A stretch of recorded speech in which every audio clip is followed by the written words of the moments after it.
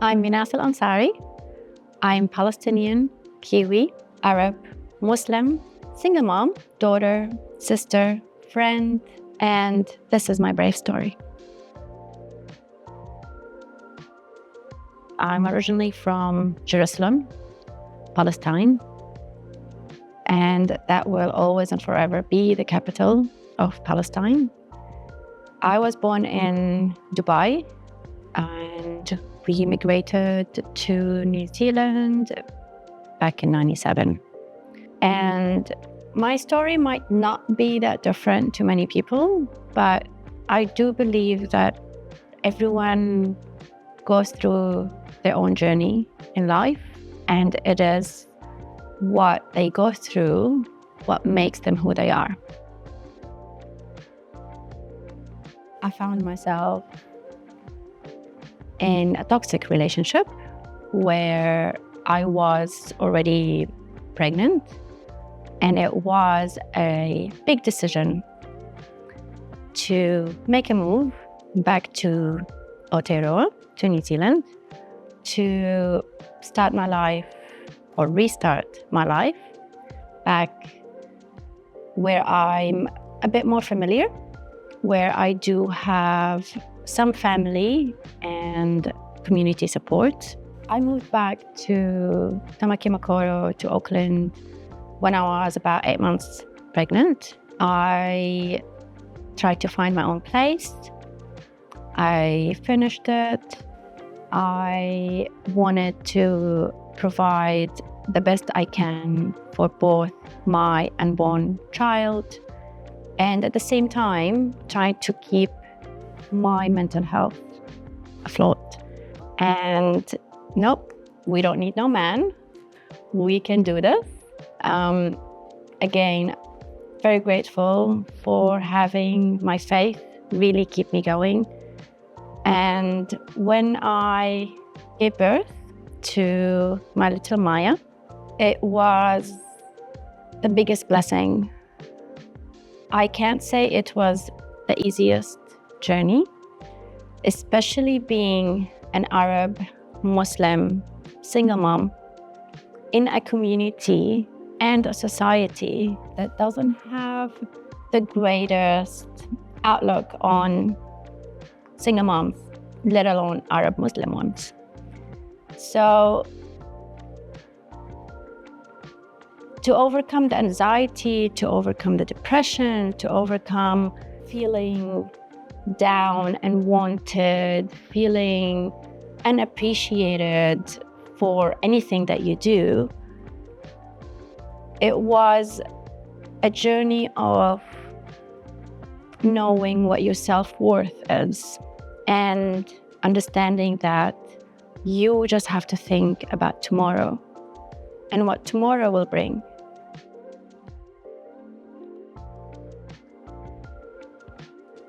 I think firstly, it definitely is my belief in Allah, in religion, knowing that I know deep inside I'm a good person, and yes, no one's perfect, but I also know that Allah will look after me. Allah will look after the baby. To put on a brave face and walk out, it took a lot of courage because I knew that the society was very difficult. I didn't know any other Arab single moms here, so it was a rough journey, but looking into my daughter's eyes, I knew that it's all gonna get better. And I knew that I had the most precious thing. And I was getting twice the love, twice the cuddles, twice the cries. I did, the breastfeeding, the bottle feeding, the night wake ups, the diaper changing, the never ending diaper changing. And we would sing together, we would dance together. She was the happiest baby. And I always told all my mom friends, happy mom means happy child. So go out there and make yourself happy.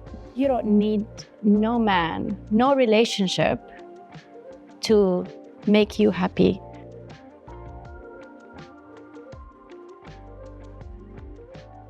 So recently, I managed to speak to my aunt in Gaza, and I remember her saying a statement that I kept thinking through in my head. And so my aunt in Gaza, she said, tomorrow's going to be better. Nothing lasts. Nothing stays the way it is. Just really resonated with me, because thinking of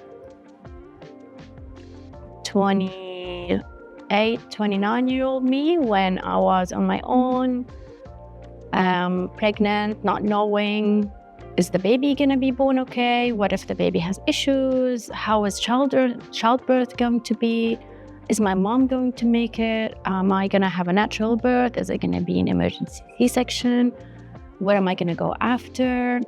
I even enrolled in a course, and I had an exam 4 days after giving birth. And I remember saying to the hospital that I need a room that had a Wi-Fi internet. I have some study to do. I have an exam to go to. And they thought I was crazy. And on the day of the exam, I called up and I said, hi, I just gave birth. I'm just at hospital. Is it okay if I bring a pillow and some nuts for a snack? The exam was about 3 hours long. And they said to me, why don't you just reschedule it? We have an alternative date. I said, oh, I didn't know that there was an alternative date, but okay. They said to me that exam I cannot take anything with me except a pencil.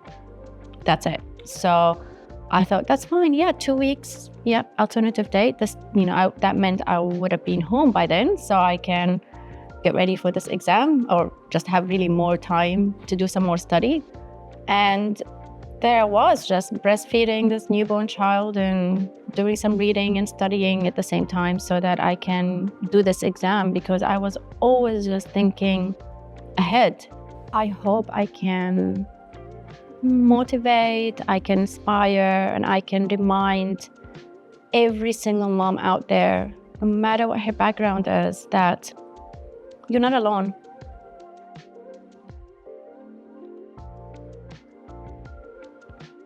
So after having my baby, Maya, I had to make some changes. I had to think ahead. I had to decide what I want to do. So I spent every single day with her, making sure she stays a happy baby. And as soon as she was going to daycare a few days a week, I decided to get some study done.